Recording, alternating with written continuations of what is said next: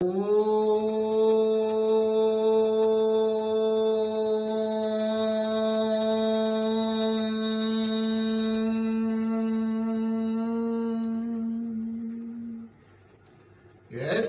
भूमिः प्रमान्तरिक्षमुतोधरम् दिवं यश्चक्रे मूर्धानं तस्मै ज्येष्ठाय ब्रह्मणे नमः।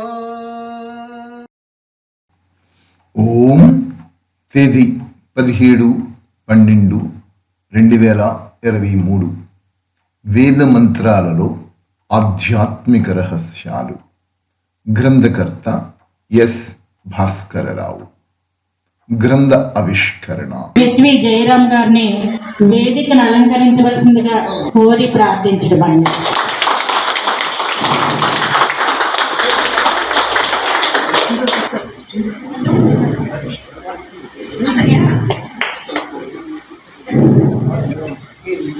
వేదాల గురించి మాకు గురుతుల్యులైన శంకరమ్మ సారి గొంతు ద్వారా వినే అవకాశం మనకు కలిగింది. ఈరోజు శంకరమ్మ సార్ని కూడా వేదికను అలంకరించవలసిందిగా చేస్తున్నాం.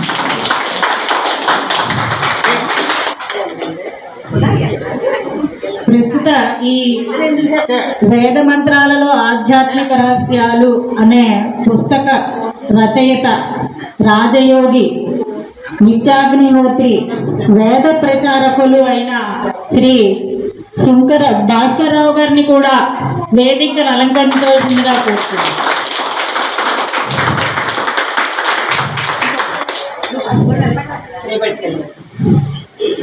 కుశల్లపూడి పాకలపాడు గురువు గారి ఆశ్రమ స్థాపకులు, అధ్యక్షులు, మాజీ సర్పంచ్ గండి సింహాద్రి గారిని కూడా గండి సింహాద్రి గారిని కూడా వేదికను అలంకరించవలసిందిగా కోరుచున్నాం. ఈ వేద ప్రచార కమిటీ అధ్యక్షులు శ్రీ యుఎస్వి సుబ్బయ్య గారిని వేదికను అలంకరించవలసిందిగా కోరి ప్రార్థిస్తున్నాం.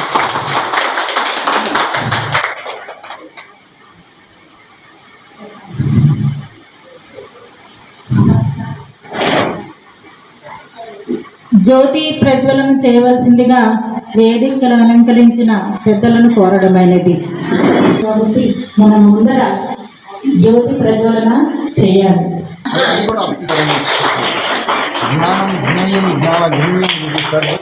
జ్యోతి గురించి, దాని గురించి, పుష్పావిష్కరణ గురించి భాస్కరరావు గారి ద్వారా మనం విందాము.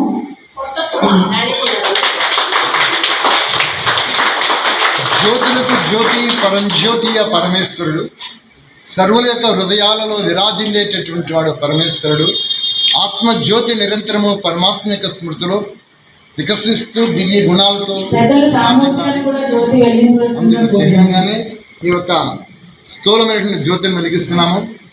అంధకారాన్ని ఏ విధంగా పారద్రోలి ప్రకాశాన్ని ప్రసరిస్తుందో ఆత్మజ్యోతి అదే విధముగా పరమాత్మ జ్యోతి స్వరూపమైన ఆయనతో సంబంధం పెట్టుకున్నప్పుడు అజ్ఞానం అనే అంధకారము మనలోంచి దూరమయ్యి జ్ఞానమనే దివ్య గుణాలతో విరాజులతో ప్రకాశిస్తుంటాము. అందుకు చిహ్నంగానే ఈ యొక్క జ్యోతిని ఇక్కడ మనం వెలిగించడం జరిగింది. అలాగే తిలకధారణ చేశారు. ఇప్పుడు ఈ తిలకధారణ చేయడం వల్ల ఆధ్యాత్మిక రహస్యం ఏమిటంటే ఆత్మ అనేటటువంటి శరీరములో 3 స్థానములలో తాము సంచరిస్తూ వస్తూ ఉంటాయి. ఇక్కడ బుడ్డుటి మధ్యన తిలకం పెట్టడం జరిగింది అంటే అర్థం ఏమిటంటే జాగృత అవస్థలో ఆత్మ కళ్ళ మధ్యన అనగా బుడ్డుటి మధ్యన విరాజులతో ఉంటుంది. పిట్యూటరీ గ్లాండ్ ఈ central skull of the orbit లోపల ఆ స్కల్ సెంట్రల్ పాయింట్ తీసుకుంటే ఒక గ్లాండ్ ఉంటుంది మనకి, దాన్ని పిట్యూటరీ గ్లాండ్ అంటారు. ఆ యొక్క గ్లాండ్ శరీరాన్ని నిర్వర్తిస్తూ సక్రమంగా పనిచేస్తూ వస్తూ ఉంటుంది. అది పనిచేయాలనేటటువంటి దానికి ఒక శక్తి కావాలి. ఆ శక్తి ఆత్మస్వరూపముగా ఉంటూ కళ్ళ ద్వారా తన కర్తవ్యాలన్నీ కూడా నిర్వర్తించుకుంటూ వస్తుంటుంది. ఇదే ఆత్మ స్వప్నావస్థకి అంటే జాగృతావస్థ నుంచి నిద్రావస్థకి వెళ్ళిపోయిన తర్వాత స్వప్నావస్థ వస్తుంటుంది మనకి. ఆ స్వప్నావస్థలో ఆత్మ హృదయంలో ప్రాణము ద్వారా సంచరిస్తూ వస్తుంటుంది. లేకపోతే మూడవ స్టేజ్ ఉంటుంది మనకి సుషుప్తావస్థ వస్తారు, అంటే గాఢమైన నిద్ర. ఆ గాఢమైన నిద్రలో హృదయాన్ని పట్టుకొని హితనాడులు అనేటటువంటి ఉంటది. ఆ హితనాడులు శరీరం అంతా కూడా ఒక వెంట్రుకని 1000 భాగములుగా విడదీస్తే ఒక భాగం ఎంత సూక్ష్మంగా ఉంటుందో అంత సూక్ష్మమైన నాడులు ఉంటవి. వాటి పేరు హితనాడి అంటుంటారు. ఇది బృహదారణ్యోపనిషత్తులో కనబడతాది. ఈ హితనాడుల ద్వారా శరీరం అంతా కూడా సంచరిస్తూ వస్తూ ఉంటుంది ఆత్మ గాఢమైన నిద్ర అవస్థలో. ఆత్మ 3 విధములుగా ఈ శరీరంలో సంచరిస్తుంది. జాగృత అవస్థలో కళ్ళ మధ్యన ఉంటుంది అని చెప్పడానికి చిహ్నంగానే ఈ యొక్క తిలకాన్ని ఇక్కడ పెట్టడం జరిగినది. అంటే ఇక్కడ ఒక రకమైన ప్రెజర్ ఈ యొక్క తిలకం ద్వారా జరుగుతున్నప్పుడు ఆ లోపల ఉండే గ్లాండ్ యాక్టివేట్ అయ్యి మనందరికీ కూడా సహజమైన రీతిలో తన విధులు నిర్వర్తించుకోవడానికి ఉపకరిస్తూ వస్తుంటుంది. అందుకు చిహ్నంగానే ఆ యొక్క తిలకాన్ని తెచ్చడం జరిగినది. తర్వాత ఈ యొక్క పుష్పం సభను ప్రారంభించవలసిందిగా అధ్యక్షులు కోరుతున్నాను.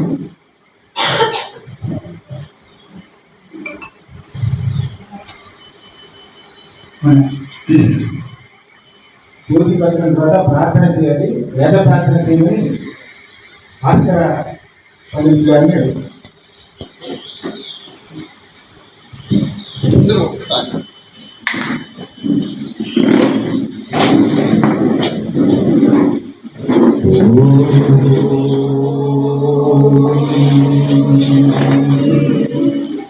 यो भूतं शव्यं च सर्वं यश्चापि तिष्ठति सूर्यस्य च केवलं तस्मै ज्येष्ठाय ब्रह्मणे नमः। ॐ शान्ति शान्ति शान्तिः।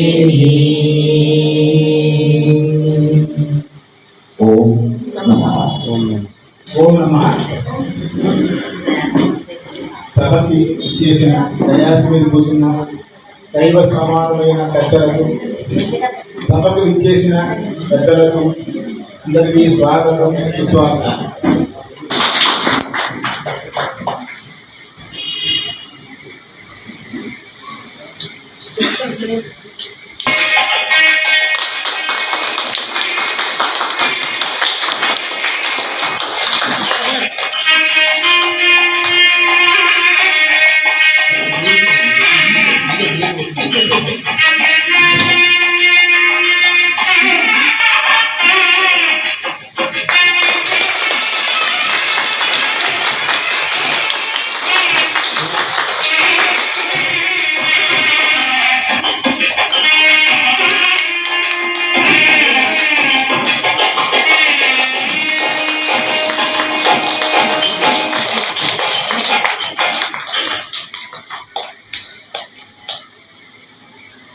గ్రంథం ఆవిష్కరైంది.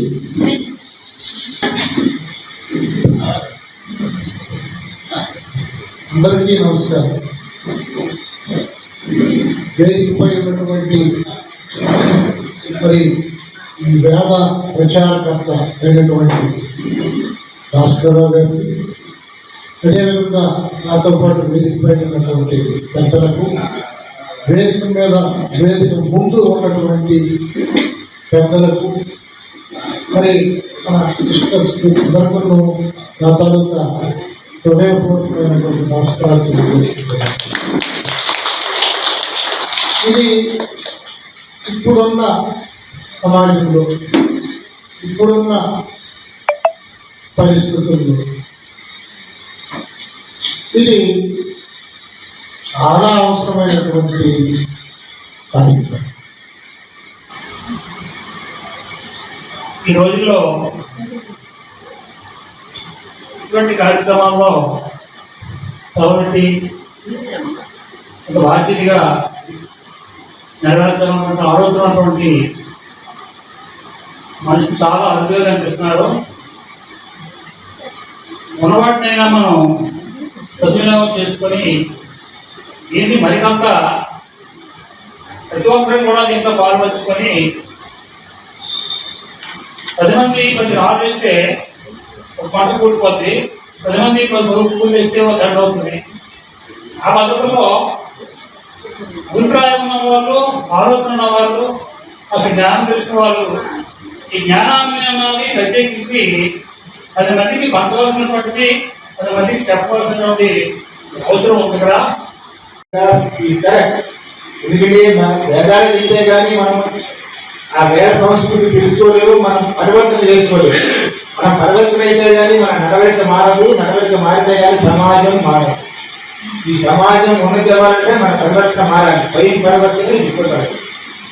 ఇది అందరూ పెద్దలు చెప్పే విషయమే. అందరూ భగవంతుడు ఒక్కడే అని చెప్తారు, కానీ ఎన్నో దెబ్బలాట్లు, ఎన్నో పొరపాట్లు, అందరూ సత్యాన్ని శాంతిని పాటించాలని చెప్తారు, కానీ అందరూ అశాంతిగానే ఉంటారు. ఎందుకంటే నేను ఎవరు అని తెలుసుకోవట్లేదు, భగవంతుడు ఎవరో తెలుసుకోవట్లేదు. పూర్తిగా భగవంతుడి పేరు చెప్పి విడిపోతున్నాం. భగవంతుడి పేరు చెప్పి కలవాలి, ఒక్కడే భగవంతుడు ఎప్పుడు అందరూ కలిసి ఉన్నారు. ఆ నామాలని ఆ ఉద్దేశంతోనే ఈ ప్రచారాన్ని మొదలుపెట్టారు. భగవంతుడు ఒక్కడే అని తెలిస్తే అందరం ఒక శోధనం అయిపోతాం.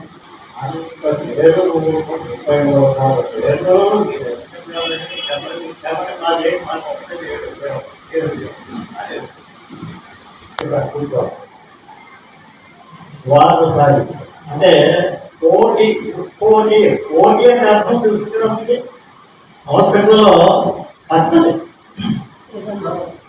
రథాలు ప్రకారం 33 కోట్ల పద్ధతులు, 30 కోట్ల ప్రధానం, 30 కోట్ల ప్రకారాలు, విధానం, 33 కోట్ల విధానాల కోటి అంటే అర్థం. ఒకటి విధానం, ప్రకారం, పద్ధతి, ప్రకారం, ప్రథం ముఖ్యమైన 33 ప్రకారాలు, 33 ప్రధానమైనటువంటి 33 రకాలు.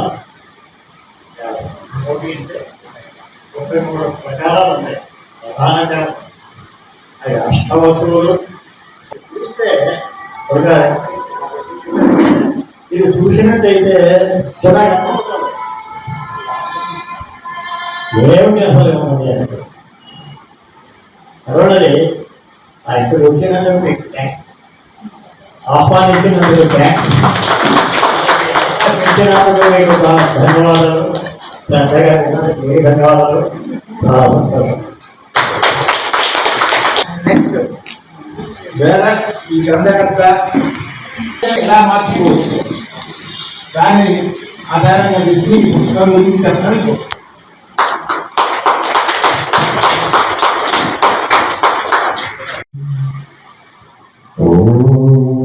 శాంతి శాంతి శాంతి.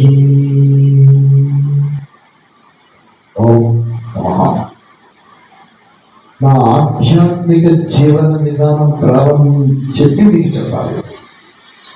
ఇక్కడే ఈ నవనివాస సమితిలోనే యోగా క్లాసెస్ కన్వర్ట్ చేస్తున్నప్పుడు ఇక్కడి నుంచి వైజాగ్ వెళ్ళి మళ్ళీ యోగా క్లాసెస్ కన్వర్ట్ చేద్దామని చెప్పేసి వైజాగ్ వెళ్ళిపోయాను.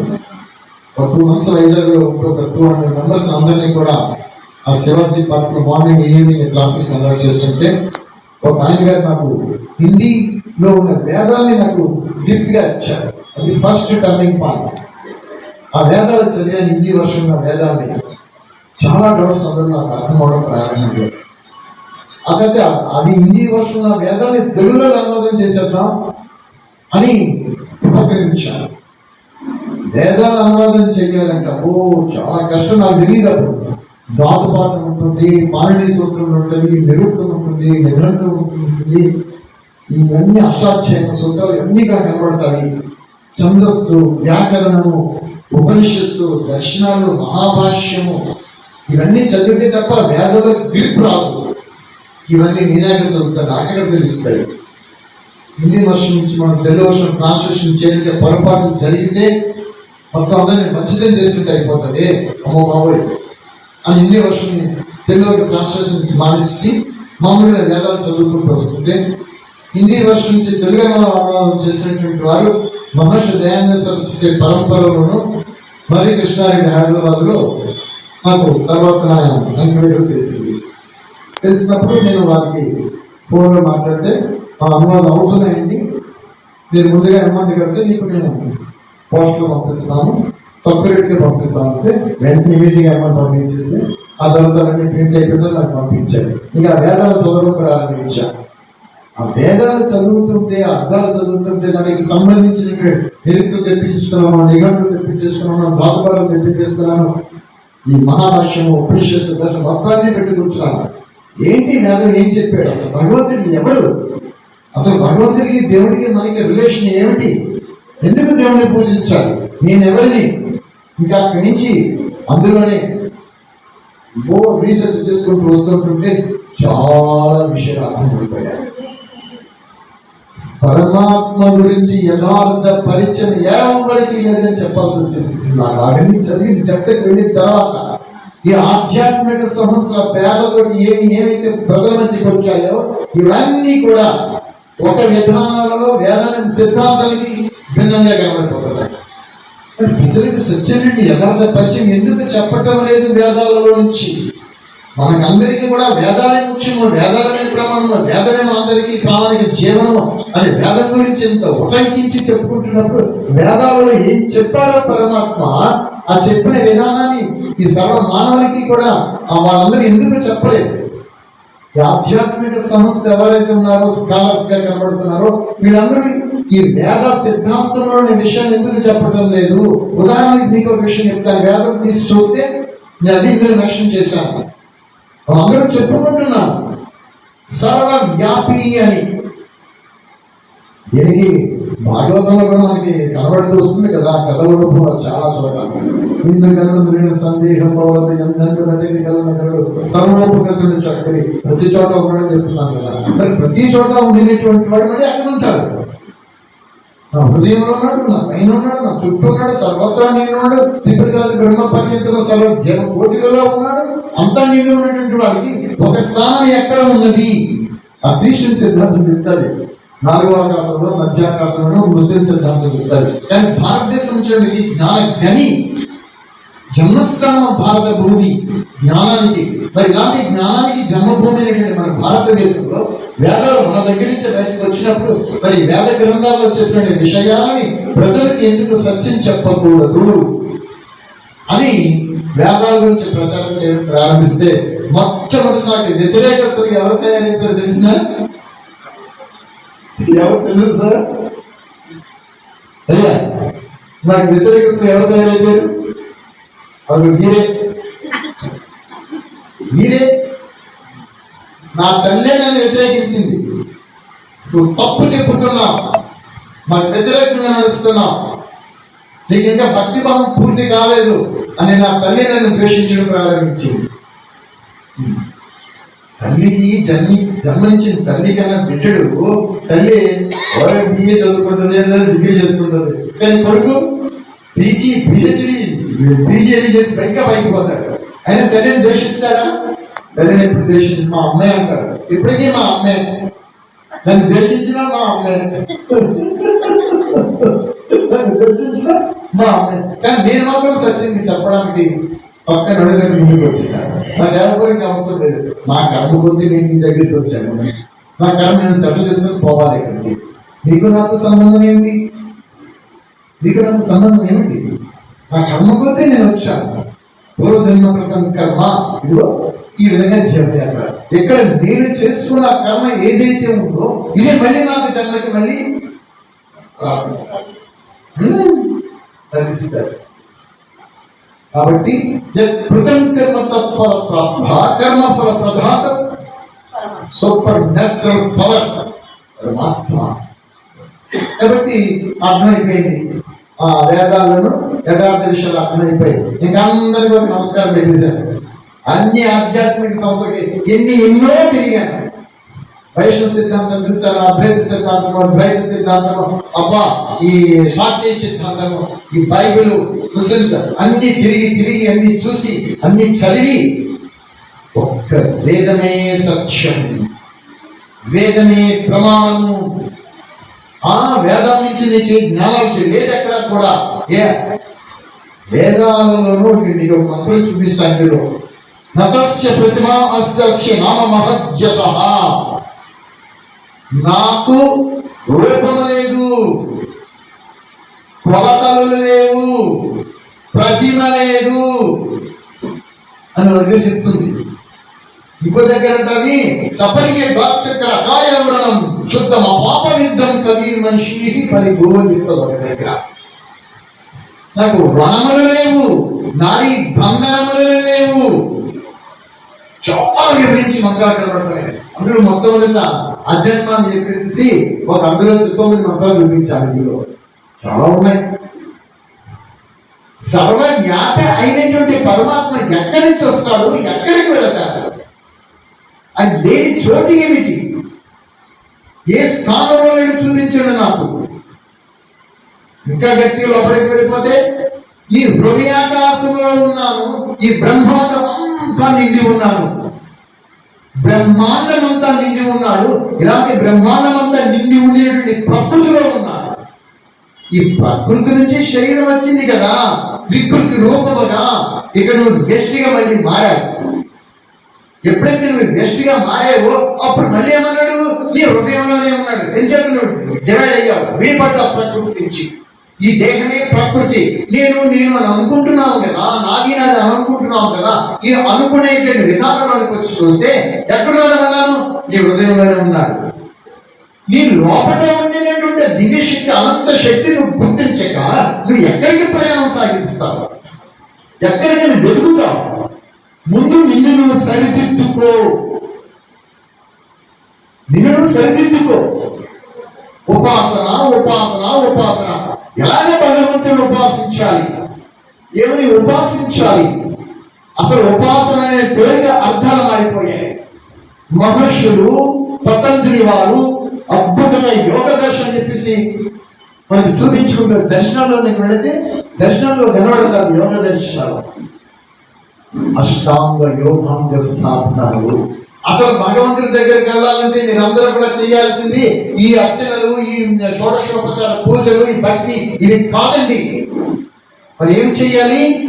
అష్టాంగ యోగాంగ సాధన చెయ్యండి. యోగాంగ సాధన చేస్తే మీ చరిత్ర మారుతుంది.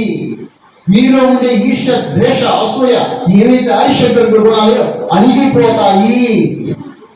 ఈ అష్టాంగ యోగాంగ సాధన చేయకుండా, మిమ్మల్ని మీరు పరివర్తన చేసుకోకుండా, మీ గుణాలు మారకుండా ఎక్కడ గుణాలు అక్కడే పెట్టేసేసుకుని నేను భక్తి చేస్తున్నాను, దేవుడి దగ్గరికి వెళ్తున్నాను, పూజలు చేస్తున్నానంటే ఏం పరివర్తన వస్తుంది? మిమ్మల్ని పరివర్తన చేసేటటువంటిది అష్టాంగ యోగాంగ సాధన. యమ, నియమ, ఆసన, ధారణ, ప్రత్యాహార ఇవన్నీ వచ్చేస్తాయి. ఇవన్నీ చేస్తున్నారా? ఆలోచించండి. యమము దగ్గరికి వస్తే అహింసాసం ప్రథమం పుష్పం. అహింస, సత్యం, ఆసన, ప్రత్యాహారం ఎక్కడ చేస్తున్నారు? ఇవన్నీ చెయ్యాలి కదా. నియమము ఏమిటి? నియమము శౌచము, సంతోషము, తపస్సు, స్వాధ్యాయనము, ఈశ్వర ప్రణిధానము. ఎక్కడ ధ్యానం చేస్తున్నారు? ఎక్కడ కర్మ త్యాగం చేశారు? మీరు చేస్తున్న ప్రతి కర్మ కూడా ఈశ్వర ప్రణిధానం జరగాల్సిందే. ఎక్కడ జరుగుతుంది? కర్మ త్యాగము, కర్మ ఫల త్యాగము, కర్తృత్వ త్యాగము, స్వాధ్యాయము, సద్గ్రంథ పఠన ఎక్కడ జరుగుతుంది? ఇవన్నీ చేయలేమండి. టీవీ చూసుకుంటారు ఏమో గంట సమయము, సీరియల్స్ చూసుకుంటారు ఏమో గంట సమయము. మిమ్మల్ని మీరు ఉన్నత పరుచుకోవడానికి ఈ స్వాధ్యాయం ఏది, సద్గ్రంథ పఠన ఏది? సత్యాన్ని మాట్లాడుతున్నారా? సత్య వ్రతం స్వీకరించారా? ఇవన్నీ కూడా నీకు చక్కగా కొద్దిగా చూపిస్తూ చెప్పుకుంటూ వచ్చేసా గ్రంథం. నా ప్రియ ఆత్మబంధువుడు, ఈ వేదాలు చదివిన తర్వాతనే ఆహా ఈశ్వర, ఇది కదా సత్యమైన గ్రంథము. నీ యొక్క వాణియే వేదము కదా. మనుషుల తాలూకా వాణుల దగ్గర నుంచి, నీ యొక్క వాణుల దగ్గర నుంచి రెండింటినీ కంపేర్ చేసి చూస్తే మనుషుల యొక్క వాణులలో కాంట్రవర్సీస్ కనబడిపోతున్నాయి. మీకే కనబడితే చదివితే, వేద వాణి దగ్గరికి వస్తే పరమాత్మ చెప్పిన జ్ఞానము ఈశ్వరీయ కృతము, ఈశ్వరీయము వేదము, రచయిత కర్త అపురుషయములు వేదములు. ఒక్క మంత్రం వేదాలలోనూ 20,500 మంత్రాలు కనబడతాయి. ఇప్పుడు ప్రజెంట్ మనం కనబడుతున్నాయి. ఈ 20,500 మంత్రాలను ఎక్కడైనా ఒక మంత్రం సంహిత అంటారు. ఎక్కడైనా ఒక్క సంహితలోనైనా వ్యతిరేకత కనబడదే, కాంట్రవర్సీ కనబడదే. అన్నిటికీ పొందుపరుచుకుంటూ చక్కగా అల్లికలాగా ఆ మంత్రానికి ఈ మంత్రానికి ఈ మంత్రానికి ఈ మంత్రానికి 4 మంత్రాలు వేదాలలోనూ చక్కగా కనబడుతూ ఒకే దాన్ని సూచించుకుంటూ వస్తున్నవి. కాబట్టి నా ప్రియ ఆత్మబంధువులు, ప్రేక్షకులు, వేదాన్ని చదవండి, చదివించండి, వినండి, వినిపించండి, జన్మను చరితార్థం చేసుకోండి. దేవుడా దేవుడా దేవుడా అని పరుగులు పెట్టకండి. దేవుడు అనేవాడు మీ హృదయంలో ఉన్నాడు. మీ హృదయంలో దేవుడు మీరు పొందాలి అనుకునేటట్లయితే మీరు చేయాల్సినది మీ చరిత్ర మార్చుకోవాలి. గుణ్యంతే ఏతే గుణ వాయే గుణాయంతే గుణేభ్యః స నిర్గుణ ఈశ్వర. పరమాత్మ గుణస్వరూపుడు. మనలో ఏమండి నిరాకార స్వరూపాన్ని ఎలా ఉపాసిస్తామండి? సాకార ఉపాసన లేకుండా నిరాకార ఉపాసనకి వెళ్ళలేమండి. ఇది మీకు మధ్యలో వచ్చింది. సాకార ఉపాసన అంటే అర్థం తెలియకుండా పోయింది. యదస్థిత లోకేషణ బాధితే తత్సత్ బ్రహ్మ. 3 కాలములందు 3 లోకములందు బాధింపబడనటువంటి వాడు సత్య స్వరూపుడు, శాశ్వతమైనటువంటి వాడు, నిత్యుడు. ఎవడంటే ఆ బ్రహ్మ అంటే పరమాత్మ. బ్రహ్మ అంటే మీరు అనుకునే చతుర్ముఖ బ్రహ్మ అనుకుంటున్నారు. అలాంటి వారు ఎక్కడా లేరు వేదాలలో. చతుర్ముఖ బ్రహ్మ అనేటటువంటి వారు మీకు పురాణాలలో కనబడతారు. మరి వేదాలలో ఏం చెప్పారు?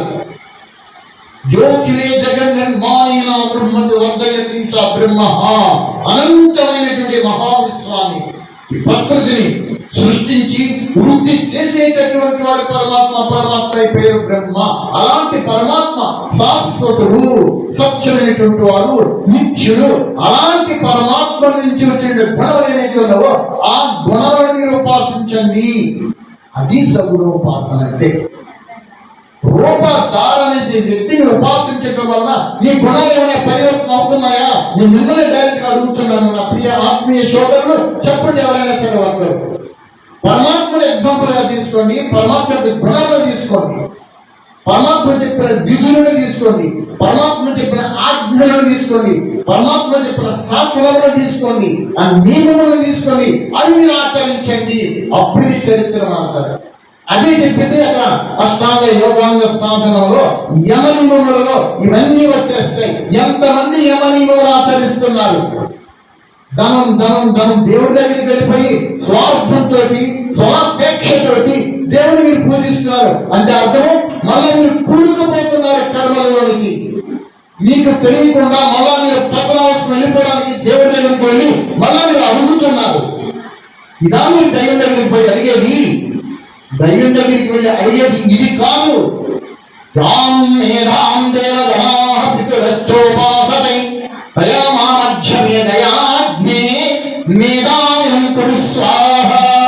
ఏ పరమేశ్వర, మనుష్యులు దేవతలు ఏ మేధాశక్తితో నిన్ను ఉపాసించి ఉన్నారో ఆ మేధాశక్తిని అనుగ్రహించి నాకు ప్రసాదించు ప్రభు.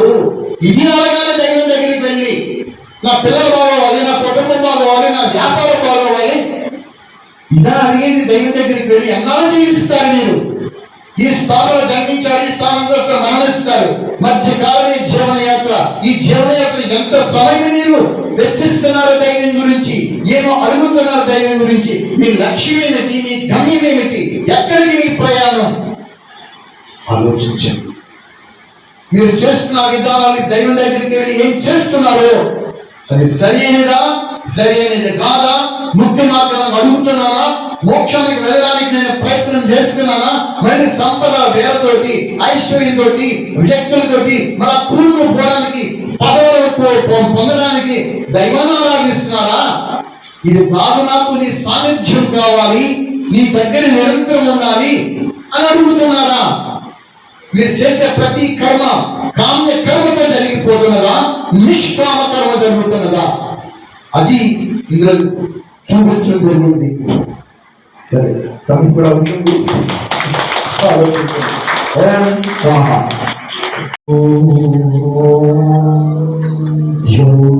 శాంతి.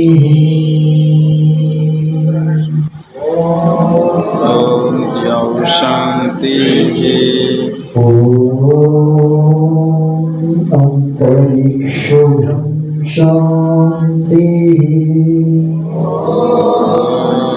अंतरिक्षगं शांति पृथिवी शांति.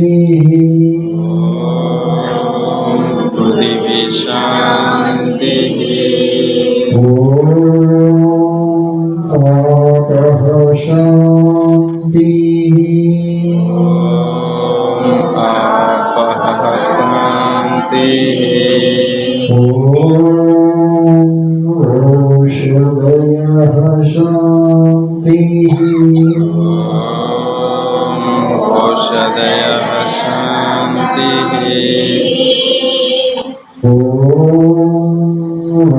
वनस्पतयः शांति. वनस्पतयः शांति विश्वे देवाः शांति. विश्वे देवाः शांति ब्रह्म शांति. ब्रह्म शांति सर्वधं शांति. सर्वदं शांति शांतिरेव शांति. शांतिरेव शांति क्षमा शांतिरेधि. शामः शांतिरेधि शांति शांति शांति.